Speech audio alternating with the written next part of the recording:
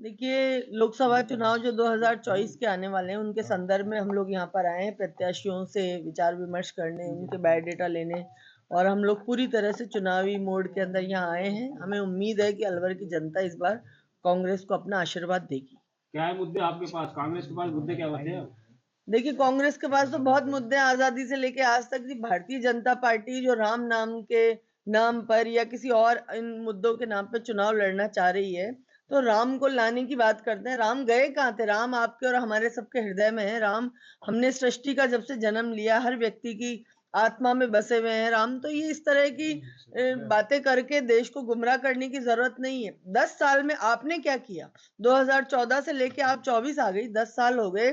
आप जिन मुद्दों के ऊपर महंगाई की बात पर बोले थे, बहुत हुई महंगाई की मार, अब की बार मोदी सरकार। तो महंगाई के मुद्दे पे आपने क्या किया? बेरोज़गारी के मुद्दे पे आपने क्या किया? देश की अर्थव्यवस्था को सुधारने के लिए आपने क्या किया? इन तमाम मुद्दों पे मोदी सरकार को जवाब देना चाहिए और इन मुद्दों पे चुनाव लड़ना चाहिए। जनता को बताना चाहिए कि हमने पिछले 10 साल में देश की भारत के लिए क्या किया और क्या नहीं किया। आपके मुद्दे बताएँ मैम, आप कांग्रेस के मुद्दे बताएँ। कांग्रेस ने तो बहुत हम लोगों ने तो जितने कार्य किए हैं, हमारे नेता राहुल गांधी जी आज देश के अंदर पहले भारत जोड़ो यात्रा करी, प्यार, प्रेम, मोहब्बत, सौहार्द के नाम पर आज न्याय यात्रा चला रहे हैं। मणिपुर के अंदर दंगे हुए, भारतीय जनता पार्टी की सरकार का कोई नुमाइंदा वहां नहीं पहुंचा, हमारा नेता वहां पे गए, तमाम लोगों ने बात की।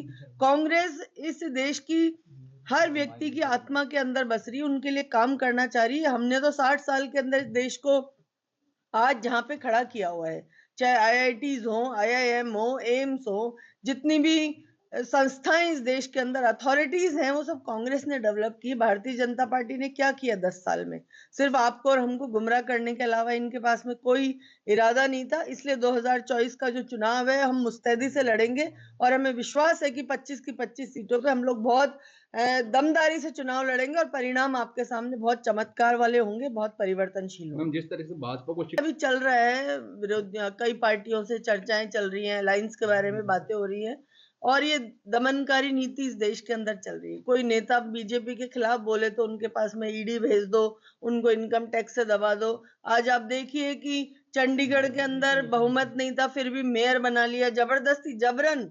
आप सोचिए कि किस तरह के माहौल, आतंकी माहौल इस देश के अंदर इस समय बनाया हुआ है कि या तो आप हमारे बारे में बोलिए, अगर बीजेपी के साथ नहीं बोलेंगे तो आपके साथ में किसी भी प्रकार के हद तक जा सकती है। सारी संस्थाएँ जो इस देश की अथॉरिटीज़ थी, चाहे जुडिशरी हो, चाहे इनकम टैक्स हो, चाहे ईडी हो, चाहे सीबीआई हो, तमाम चीज़ों को इन्होंने एक कठपुतली की तरह से इस्तेमाल कर रहे हैं। हम इनके विरोध में आवाज़ उठाएँगे और आम आदमी को अपनी बात की स्वतंत्रता रखने का इस देश के अंदर अधिकार देंगे। कितने बायोडाटा प्राप्त हुए हैं अब आपको इस समय? अभी कौन-कौन नेता बड़ा नेता है वो और क्या जिनसे क्राइटेरिया प्राप्त रखा हुआ है है आपने आपको? बायोडेटा? देखिए और क्या आप उनको टिकट देंगे जो आपको देखिए, बायोडाटा प्राप्त होगा? लोकतांत्रिक प्रक्रिया में हर कार्यकर्ता को टिकट माँगने का अधिकार है। कोई भी, चाहे वो ब्लॉक का हो, पंचायत का हो, चाहे ज़िले का हो, चाहे प्रदेश का हो, चाहे अखिल भारतीय स्तर का हो, हर व्यक्ति अपनी बात रख सकता है, अपना बायोडाटा दे सकता है। अभी हम आए हैं, अभी 4-5 लोगों ने हमें बायोडाटा दिए हैं, अभी हम सभी कार्यकर्ताओं से चर्चा करेंगे और जो माहौल इस समय कांग्रेस के पक्ष में दिखाई दे रहा है, जो उत्सुकता दिखाई दे रही है, जो जोश नज़र आ रहा है कार्यकर्ताओं का, आप देखिएगा परिवर्तनशील रिज़ल्ट आपको लोकसभा चुनाव में मिलेंगे।